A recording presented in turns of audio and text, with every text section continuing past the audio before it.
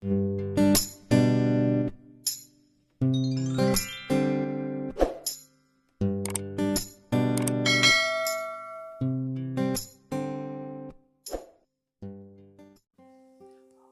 sila ng Bicol para masinsinang makausap ang mga magulang.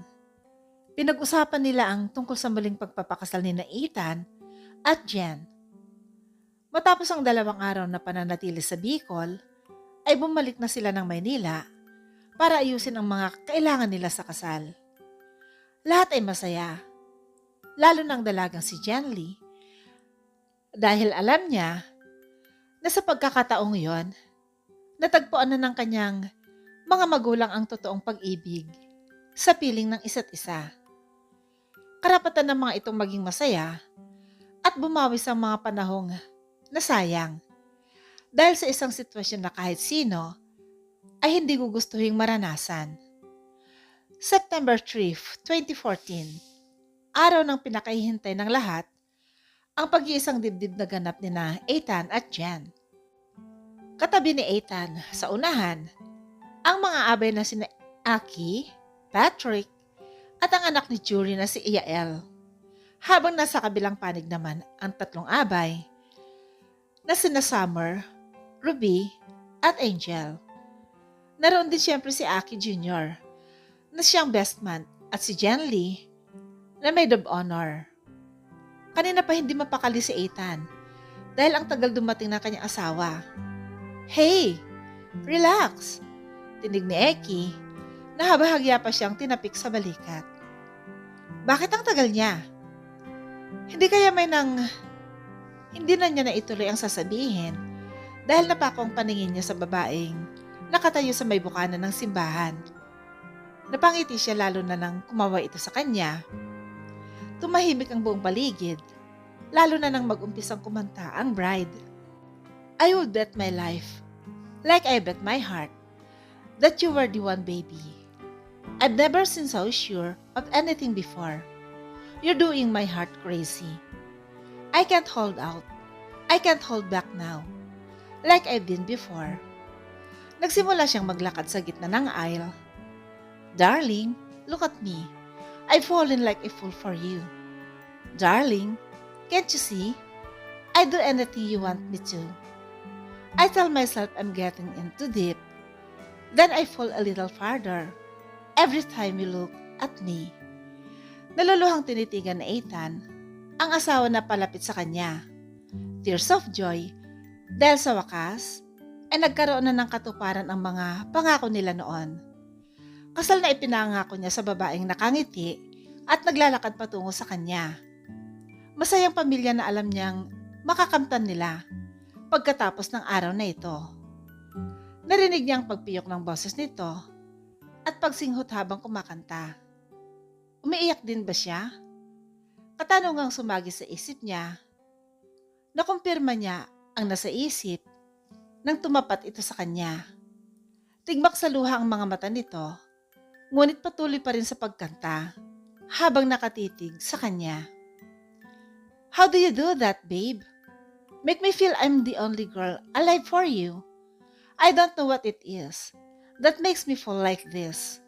First time in your arms. I knew the way you held me. I knew that this could be what I've been waiting to find." Hinawakan ni Jen sa kamay ang asawa at nakipagtitigan dito. "Darling, look at me. I've fallen like a fool for you. Darling, can't you see? I do anything you want me to. I tell myself I'm getting in too deep. Then I fall a little farther every time you look at me. Every time you look at me." Nang matapos ang kanta, ay sabay silang naglakad sa harap ng altar, kung saan naroon ang pari. Tahimik na nagsimula ang seremonya, habang sa magpalitan ng vows, ang mag-asawa, nakapwa lumuluha. Maging ang dalagang si Jen Lee ay naiyak dahil sa mga narinig na salita mula sa mga magulang. Ilang sandali pa ang lumipas, ay natapos din ang kasal. Kanya-kanyang lapit at pagbati sa kanila ang mga kaibigan at kamag-anak. "Congrats, Tol. Sa wakas, natupad na rin ang pangako niyo sa isa't isa. Nakangiting saad ni Aki habang nakaakbay sa asawang si Shannar. Salamat. Maraming salamat sa inyo. Panabay na wika nilang mag-asawa. Daddy, congratulations po. Tinig ng binatang si Aki habang akay-akay ang 8 taong gulang na kapatid. Salamat, handsome boy. Tugon niya dito na ikinisimangot naman ng binata. Dad, binata na po ako. Whatever. Basta pa rin sa akin, kayo pa rin ni Jenly ang baby at handsome boy sa buhay ko. Dad, maktol naman ni Jenly na pinahaba pa ang nguso. Naku, bago pa mapunta sa kung saan niyang usapan na yan, pumunta na tayo sa reception. Sobrang gutom na kami. Singit ni na Patrick at Ruby. Oo nga, ako din. Nagugutom na. Di napigilang ibulalas ni Ethan. Ano pang hinihintay nyo? Tara na! Ani Shannar na nagpatiuna ng maglakad patungo sa sasakyan ng asawa. Sumunod naman ang lahat sa kanya-kanyang sakay sa mga sariling kotse. Nang makarating sa reception, ay agad na silang kumain. Hindi nakaligtas sa paningin ni Jen kung gaano karami ang kinain ng asawa. Siguro nga, sobrang gutom ito. Dahil halos nang nakahain sa lamesa, tinikman at kinain nito. Wala itong pinaligtas, maging ang mga dessert. Pagkatapos kumain ay nagkasiyahan pa ang lahat. Nag-inuman at nagsayawan. Pasado 7:00 na ng gabi nang magsiuwian ang mga bisita. Maging ang kanilang mga kaibigan ay nagpaalam na rin ang mga magulang nila at tumuloy sa bahay ni Ethan. Mula sa reception ng kasal ay pinuntahan nila ang dating bahay ni na Jennifer na binili pa ni Aki para sa mag-ina bago ito ikasal kay Shannar.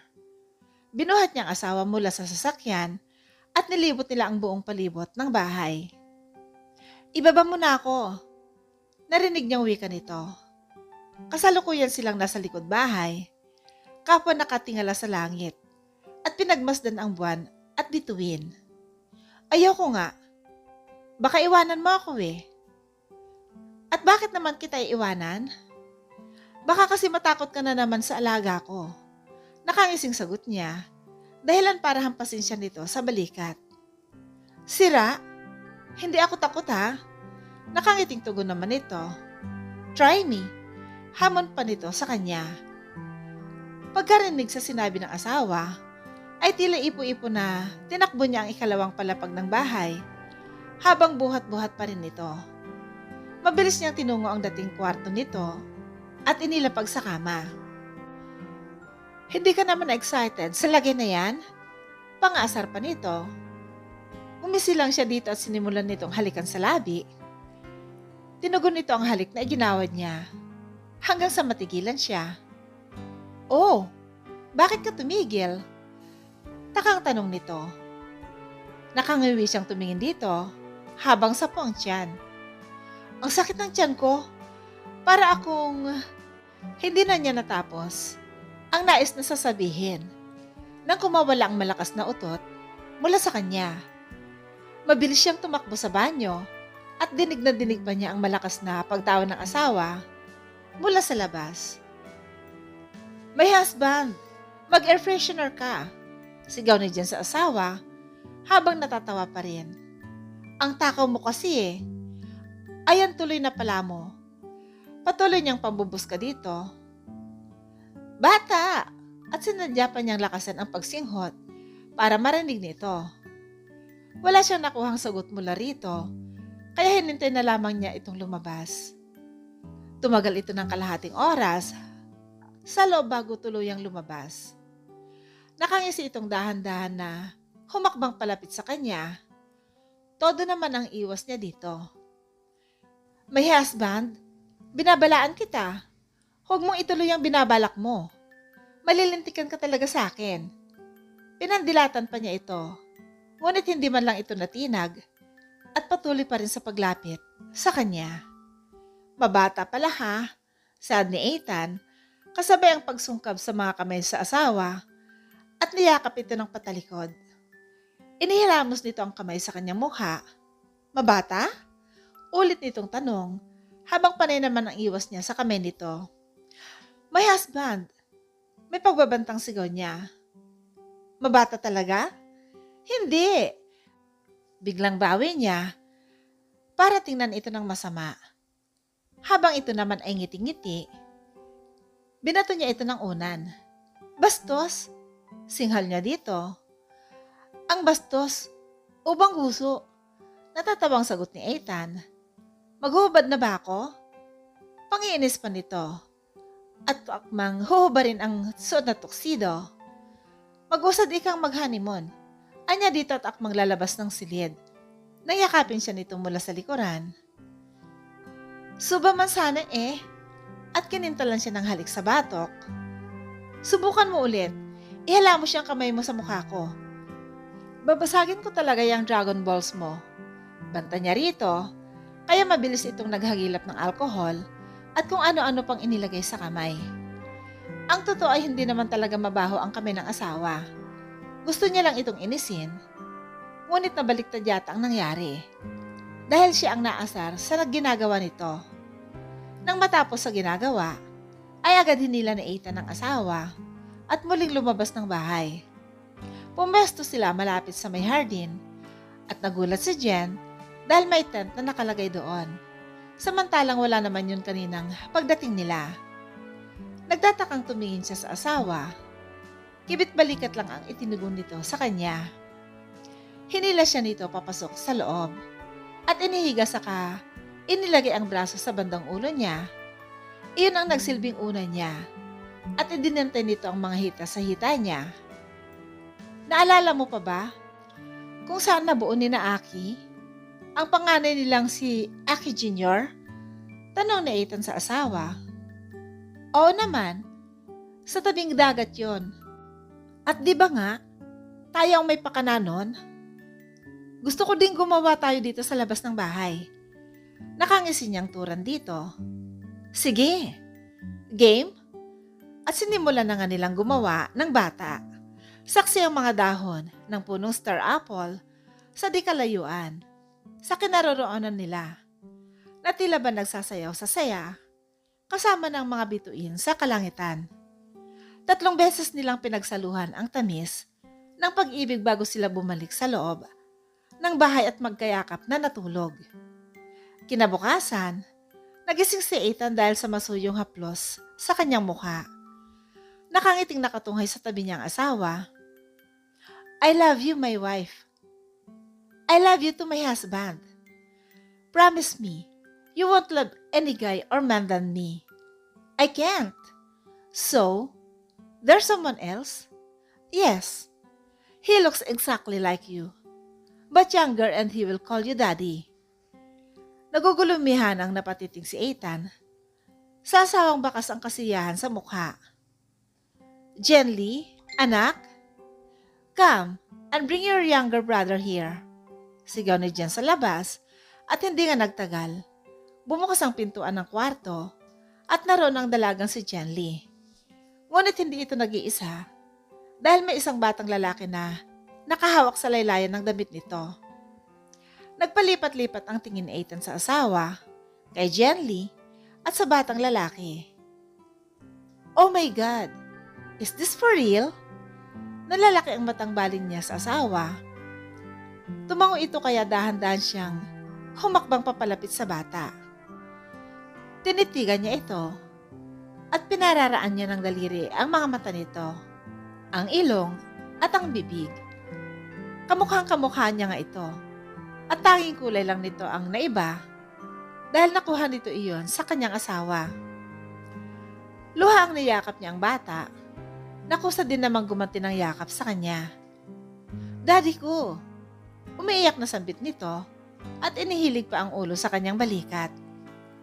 Umiiyak na lumingon siya sa asawang.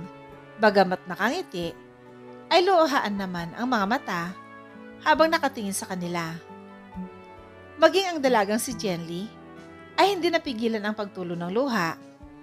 Naalala niya ang unang pagkakataon na nagkita din sila ng kanyang daddy Ethan noon. Ganitong ganito ang tagpo at alam niya kung ano ang nararamdaman ng kanyang kapatid sa mga sandaling iyon. Lumapit sina Jen at Jean sa mag-ama at buong puso silang niyakap ni Ethan. Salamat po Diyos ko. Maraming salamat dahil ibinigay niyo sila sa akin. Pangako ko, mamahalin at aalagaan ko sila hanggang sa huling hininga ng aking buhay. Tigmak sa luhang sambit ni Ethan. Pagkatapos ng tagpong iyon at magkasarilinan ang mag-asawa sa loob ng kanilang kwarto, Wifey, alam mo bang matagal ko nang pinapangarap ang makasama kang muli? Sabi nito habang nakayakap siya mula sa likuran ni Jean. Kinikintalan niya ng mumunting halik ang balikat nito. Napapapikit naman ang babae kahit sa simpleng pagpapadama ni Ethan ng pagmamahal sa kanya. Humarap siya dito at yumakap sa asawa. Inihilig niya ang mukha nito sa dibdib ng asawa at kung titingnan mo sa malayuan ay para silang nagsasayaw sa saliw ng napakagandang tugtugin at dinadama ang init ng katawan ng bawat isa. Maya-maya'y biglang pinangko ni Ethan ng asawa pa-bridal style at dahan-dahang inilipag sa kama. Nang tingnan ni Jean ang asawa at nagtama ang kanilang mga mata, ay tila nagkakaunawaan sa gusto nilang mangyari sa oras na yon. Tumayo si Ethan mula sa kama at muling tinitigan ng makahulugan ng asawa at kumikindat-kindat pa ito. Dahil sa ginagawa ni Ethan, ay napahagik-gik naman si Jean. Pakiramdam niya ay bumalik sila sa pagiging teenager at bagong kasal. Kilig na kilig pa siya. Wifey, parang gusto ko nang masundan ang bunso natin. Sabi nito sa namumungay ng mga mata. Natigil naman ang babae sa pagtawa at napalunok ito. Tila mapapasabak na naman siya sa giyera na kung saan ay laging siya ang panalo.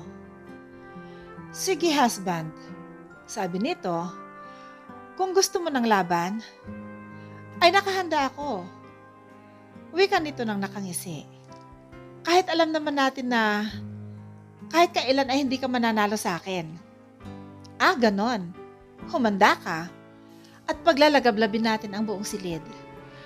Sabay dive nito sa kama at nagsimulang kilitiin ang asawa. Noong una ay punong-puno ng tawanan ng mag-asawa ang kanilang kwarto. Nagkakaladyaan sila hanggang masagi ni wifey ang kahinaan ni husband nang hindi hinaasahan. Dahil doon, ay bigla silang natigilan at nagkatitigan. Napapalunok si Jean nang dahan-dahang inilalapit ni Ethan ang mukha nito sa kanya. Walang nagsasalita at tanging mga mata lamang nilang nag-uusap.